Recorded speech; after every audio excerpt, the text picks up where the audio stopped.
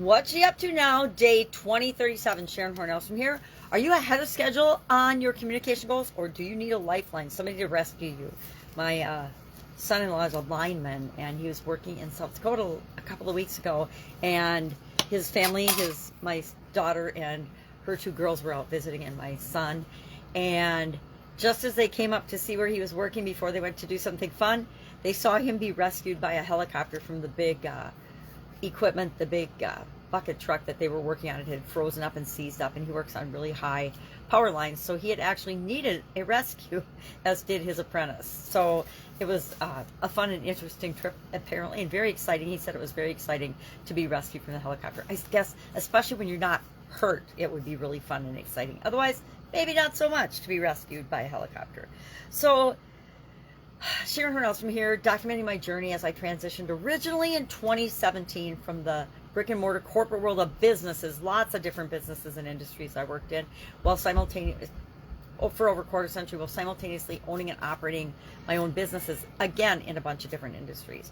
So I like to hop on, talk about that, both the offline business experiences and business topics, and some of them overlap, most of them overlap, right? Business is business. The internet just is a different way to market and expose more people to your business. So I personally am of the mind at this point in my life that everybody, whether you have just a brick and mortar business or an online business, should be merging the two. And if you're online, you should be partnering with people that are offline, and vice versa. And offline people should definitely be getting an online presence.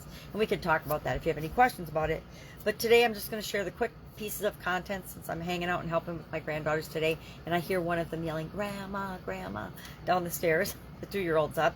I want to hop through this quickly. Number one, first piece of content was our idiom for supersize your business, and that was ahead of schedule. So we talked about ahead of schedule being a newer idiom. It's just from the 20th century, and it ties into time management and project planning, and how do we apply that and use that in our businesses. All of us ought to be using time management, scheduling, and planning and goal setting and project management in our businesses. No matter what type of business you have, those are skills that are applicable. So we talked about that a little bit. And then for our annual challenge, and Get Your Goals annual challenge, we added, thus the lifeline, the communication area, communication goals to our, and I actually realized I didn't have it on my cheat chart. I've got it on my big one, but this is my little, I can hold it up and show you what I'm talking about when I'm talking about the lifeline exercise. It is one of my favorite exercises. We cover it every month in the challenge because it's that important. It's like the SOAP framework. There are probably 10 tools that I constantly use all the time in my businesses and in my personal life because they're that powerful and that helpful, and that's why I want to share them. So that's it. If I can help you in any way, ask. You can hit me up at pajamagrandma@gmail.com via Voxer. Best, quickest, easiest, fastest way, especially when I'm doing things like helping with my grandbabies. All right, have a great day, and I'll, of course, be with you tomorrow. Bye.